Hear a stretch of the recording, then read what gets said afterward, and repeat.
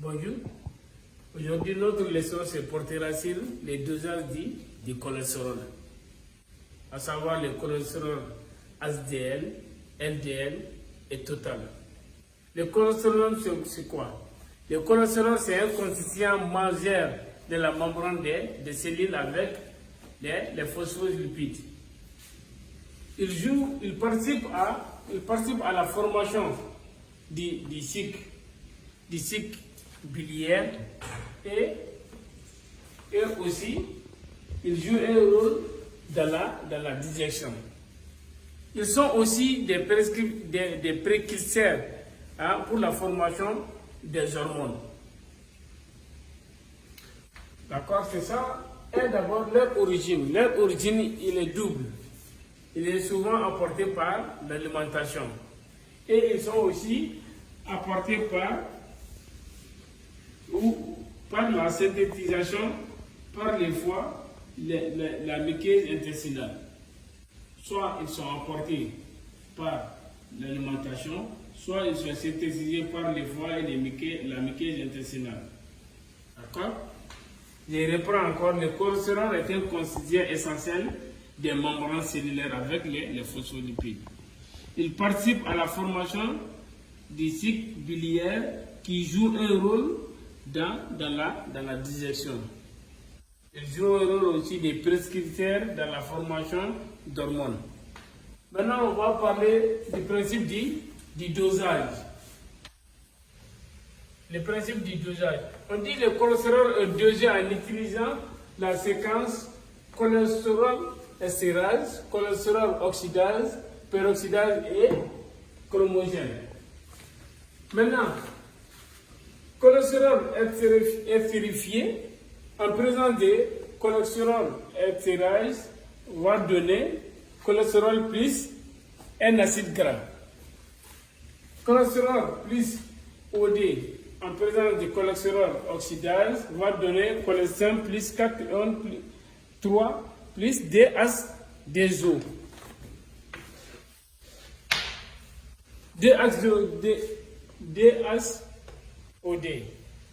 HDOD, qui est l'eau oxygénée. Maintenant, l'eau oxygénée est dosée selon les schémas réactionnels suivants. HDOD plus phénol plus amino 4 antipyrine en présence de peroxydase va donner quinolamine plus 4 HDO. Donc l'intensité est proportionnelle à la quantité de cholestérol présent dans l'échantillon. L'eau oxygénée plus le phénol plus amino 4 antipyrine en présence du peroxydase va donner quinolamine plus 4 HDO. Donc l'intensité est proportionnelle à la quantité de cholestérol présent dans l'échantillon.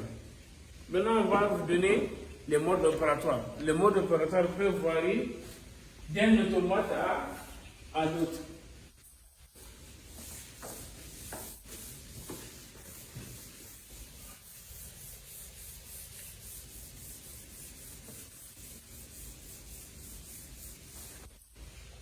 Maintenant, mode opératoire.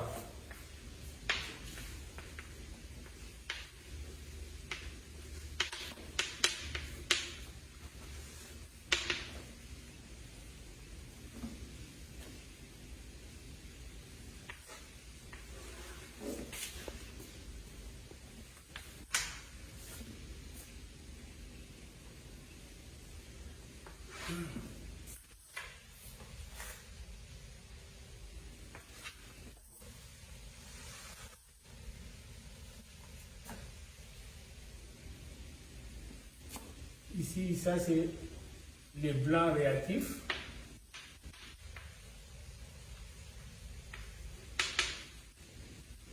Les blancs réactifs. Ici, on va mettre le bétalon.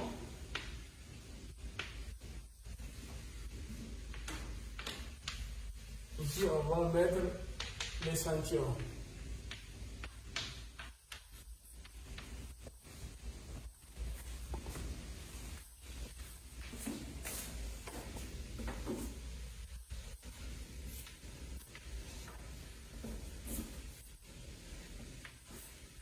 C'est très important de savoir manipuler les automates et connaître les dosages. Ici, on va mettre étalon. Ici, on va mettre échantillon. Ici, on va mettre réactif.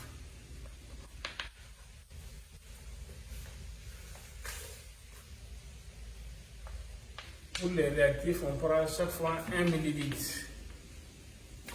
1 ml. Dans le tube à acier, on va mettre 1 ml pour les blancs. Pour les blancs réactifs, on ne met rien, il n'y a rien. D'accord? Pour l'étalon, ici, 10 microlitres. On ne va pas mettre de l'échantillon. L'échantillon, on va mettre 10 microlitres. Ici, il n'y a rien. Vous voyez? C'est comme ça qu'on fait les dosages dans les tubes à hémolyse. Maintenant, après ça, vous allez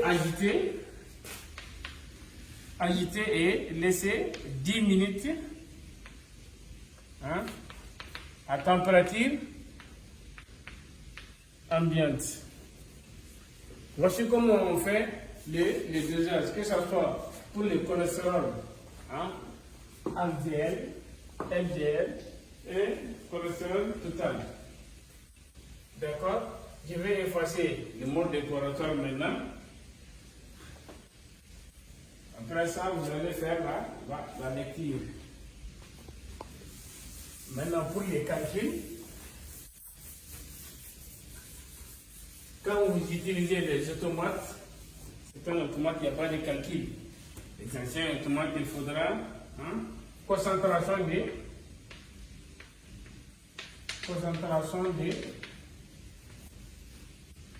de l'échantillon.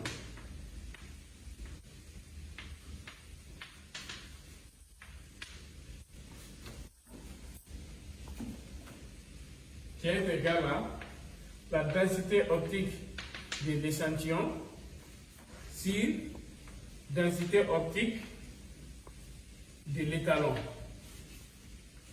Étalon, on va écrire étalon, multiplié par M.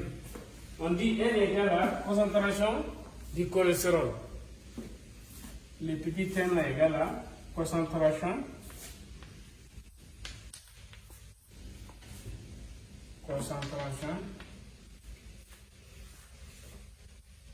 de l'étalon.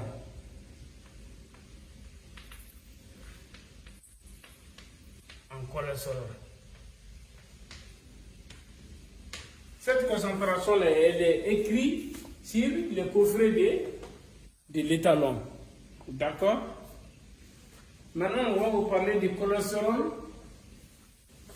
HDL et LDL. Voici comment calculer la concentration de l'échantillon, densité optique de l'échantillon sur densité optique de l'étalon multiplié par N. N égale à concentration de l'étalon en cholestérol qui est écrit sur le coffret de l'étalon. Maintenant, le cholestérol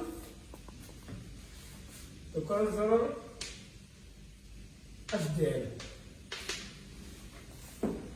Le cholestérol HDL. Lui, son rôle, on dit que c'est un éboueur. Ça veut dire qu'il ramène le cholestérol des artères au foie. Son rôle est d'amener le cholestérol des artères vers le foie. Et sa valeur normale ça doit être toujours supérieur à 1,0 millimol par litre. On dit que high density lipoprotéines. Ça veut dire qu'ici, on appelle ça le bon cholestérol. Après, on va voir le cholestérol LDL, low density lipoprotéines. Maintenant, sa valeur doit être inférieure maintenant à 3,5 millimol par litre. Sa valeur normale doit être inférieure à 3,5 millimol par litre. Lui, son rôle est de transporter le cholestérol du foie vers les tissus. Lui, il transporte le cholestérol du foie vers les tissus. C'est pour cela qu'il favorise maintenant le dépôt du cholestérol dans les artères. Si son taux augmente, il favorise le dépôt du cholestérol dans les artères. Maintenant, le cholestérol total.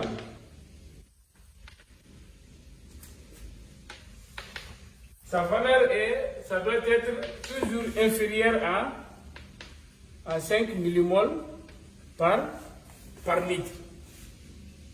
Le cholestérol total, la valeur doit être inférieure à 5 millimoles par litre. Maintenant, pourquoi doser le cholestérol? On dose le cholestérol, c'est pour détecter les problèmes des maladies cardiovasculaires. Une fois que le cholestérol LDL est élevé, la personne est au risque de développer des affections cardiovasculaires. Parce que vous allez voir, dans les artères sont déposés beaucoup de cholestérol. Lui, c'est le transporteur du cholestérol du foie vers les artères. Et c'est lui, les HDL, il transporte le cholestérol des artères vers les foies. Maintenant, les variations de conversion. Comment convertir les valeurs? Si vous avez des valeurs, comment on fait la conversion? Maintenant, c'est qu'on voit facteur de conversion.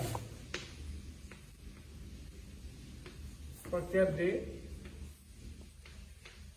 conversion.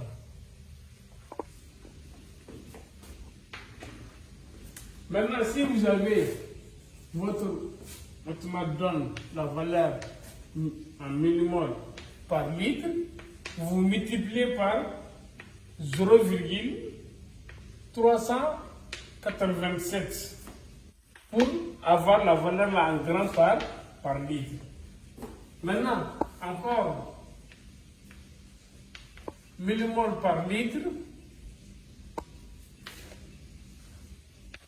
millimoles par litre multiplié par 38,7 pour avoir la valeur en milligrammes par décilitre. Maintenant, si vous avez une valeur en grammes par litre, vous multipliez par 2,59 pour avoir la valeur en millimoles par litre. Maintenant, si vous avez milligrammes, la valeur en milligrammes par décilitre, vous multipliez par 0,0259 pour avoir la valeur en millimoles par litre.